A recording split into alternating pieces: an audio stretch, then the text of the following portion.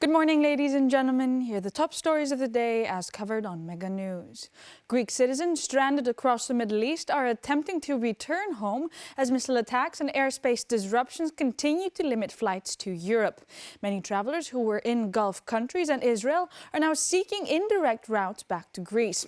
With limited flights available, some are traveling long distances by road to reach airports that remain open. Currently, most departures are operating from Egypt and Jordan, forcing some travelers to drive hundreds of miles before finding available flights.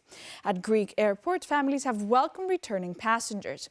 Yesterday, a flight from Larnaca landed at Thessaloniki's Macedonia airport, carrying students whose families had been waiting for their safe return. Members of the youth basketball team of Aris also managed to return after being stranded in Abu Dhabi. The group traveled through Istanbul before reaching Greece. Some travelers report traveling by bus to neighboring countries in order to reach airports, while others describe ongoing alarms and missile activity as they try to secure safe routes home. Greece's finance minister and Eurogroup president Kyriakos Pierrakakis has warned that the economic impact of the Middle East conflict will depend on how long the crisis lasts. Speaking at the European Investment Bank Forum, Pierrakakis said prolonged instability could affect shipping, supply chains and investor confidence. He noted that the Middle East sits at the center of global energy flows and key trade routes, meaning tensions in the region can quickly influence international markets through higher energy prices, transport costs and insurance premiums. Pierrakakis also said Europe must adapt to what he described as a new geopolitical environment. He stressed the need for stronger economic resilience, energy security and coordinated responses to external shocks. The minister called for increased investment, innovation and financial integration across Europe. He also highlighted the role of digital finance and institutions such as the European Investment Bank in supporting growth and investment. Pierrakakis said Europe must focus on long-term competitiveness and ensure that savings are effectively directed towards innovation and economic development.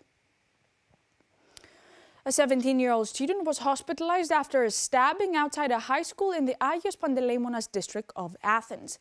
The incident took place at midday yesterday.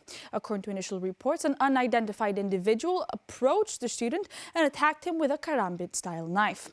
The teenager was injured in the right thigh. He received first aid at the scene and was later transferred to the Red Cross hospital for treatment. Students who witnessed the incident alerted teachers, who then contacted police and emergency services. Officers and paramedics arrived within minutes and secured the area. Police are now investigating the circumstances of the attack. Authorities are examining whether a verbal altercation occurred before the incident and whether the individuals involved knew each other. Officers are reviewing security camera footage and collecting witness statements as they search for the suspect. The Greek parliament has approved a new law allowing citizens living abroad to vote in national elections by mail. The bill was passed yesterday with a wide majority in the 300-seat parliament. Some provisions received up to 201 votes in favor. The legislation was introduced by the Interior Ministry and fulfills a pledge made by the government in 2019 to allow Greeks living or temporarily residing abroad to participate in national elections. Deputies from the ruling New Democracy Party, the main opposition PASOK Party and 13 independent members voted in favor of the bill. Members of the Course of Freedom Party supported certain articles, while most smaller parties voted against. Under the new law, postal voting will be available to Greek citizens whose names are registered on official electoral rolls. Parliament also approved provisions creating a 3-member election precinct for expatriate Greeks. Those provisions will take effect in elections held at least 18 months after the first national election following the law's adoption. Maritime traffic across Greece has come to a halt as seafarers stage a nationwide 24-hour strike. Ships remain docked in ports throughout the country during the strike, which began at midnight today and will continue until midnight tomorrow. The action was organized by the Pan-Hellenic Seamen's Federation to protest the situation of sailors stranded in the Middle East amid the ongoing conflict. The union says hundreds of seafarers, including Greek and foreign nationals, remain unable to leave the region and face increasing risks. Union officials also raised concerns over reports that a shipping company, in coordination with the government, was preparing to send a vessel into the conflict zone.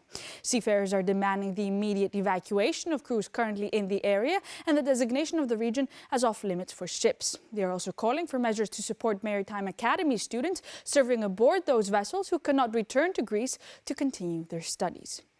These were the top stories of the day as covered on Mega News. Thank you for watching.